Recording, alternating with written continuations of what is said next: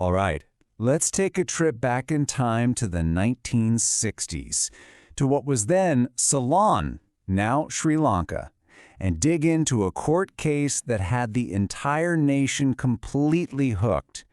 We're talking about a story with arsenic, deep family secrets, and a legal showdown so epic it's actually still studied in law schools today. You know, it's kind of hard to imagine now, but this was long before the internet or 24/7 news. This domestic tragedy became this huge public spectacle.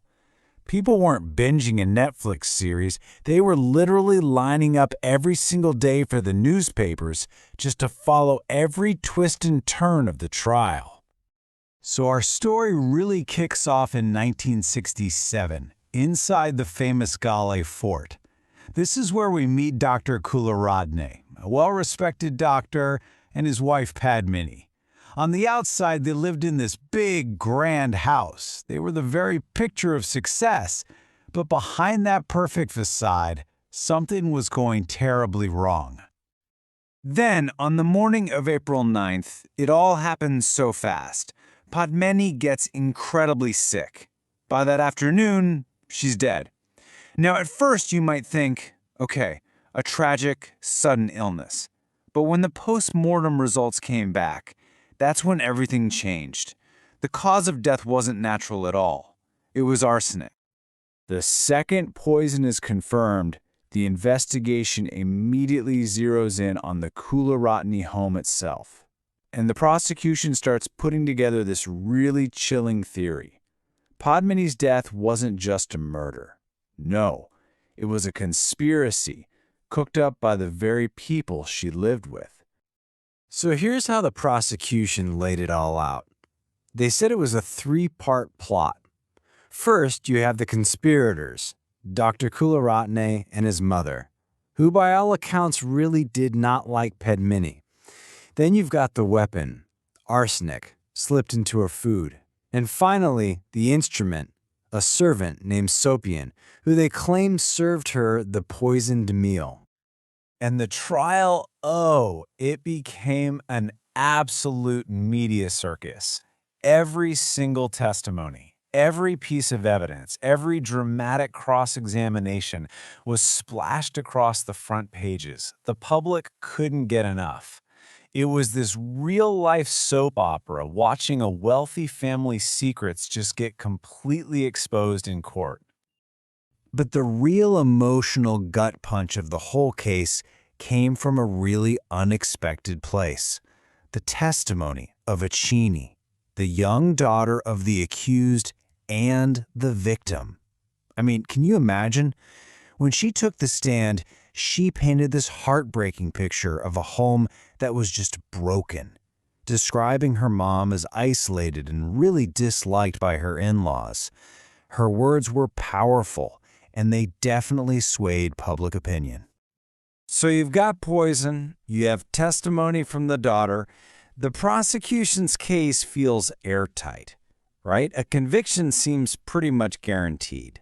But this case is famous not just for the crime itself, but for the absolutely brilliant legal move that happened next.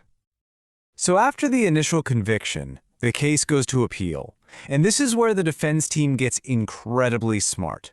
They don't try to fight the emotional story. Instead, they zoom in on one single, powerful legal idea that would take the prosecution's entire case and just tear it apart. And that idea was circumstantial evidence. Now, this is the key to the whole thing. The prosecution had no direct proof. Nobody actually saw anyone put arsenic in the food. Their entire case was about connecting the dots. And here's the rule. For a conviction based on circumstantial evidence to stick, the conclusion that they're guilty has to be the only logical explanation. And this sets up this major legal clash. The prosecution is basically saying, look at all the facts. The only way this makes sense is if these three are guilty. But the defense comes back with this simple, devastating question. But what if there's another possibility? What if someone else had the chance to do it? And right here, this is the fatal flaw the defense found. The prosecution was totally focused on the 3 people they accused, who all had access to the kitchen. But there was another person in the house, a second servant named Cicilin. And guess what? She also had access to that same kitchen. And this was the huge mistake. For whatever reason, the prosecution never put Cicilin on the witness stand. They didn't question her, they didn't officially rule her out, and by failing to do that, they left a massive hole in their story. A doubt. Could she have done it? Maybe by accident, maybe on purpose. And as long as that possibility existed, you could no longer say that the guilt of the other 3 was the only reasonable answer. This one single point of reasonable doubt changed absolutely everything. The case that had seemed so clear-cut to the public was now totally falling apart, and it was heading for a verdict that would stun the country and leave behind a major legal legacy. So, in a historic decision, the Court of Criminal Appeal gave its final word.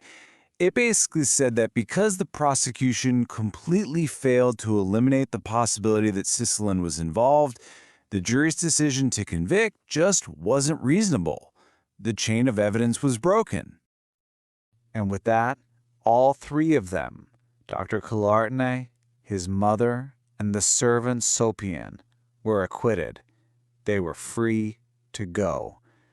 The death of Padmini Kularatne, a story that had held the entire country in its grip, was now legally unresolved. You know, the case became this textbook example of the burden of proof in Sri Lankan law. But it leaves all of us with this really haunting question that's still there today. An acquittal just means the prosecution couldn't prove guilt beyond a reasonable doubt. But does that actually mean innocence? The court gave us a legal answer, but the truth of what really happened behind those walls, well, that remains a mystery.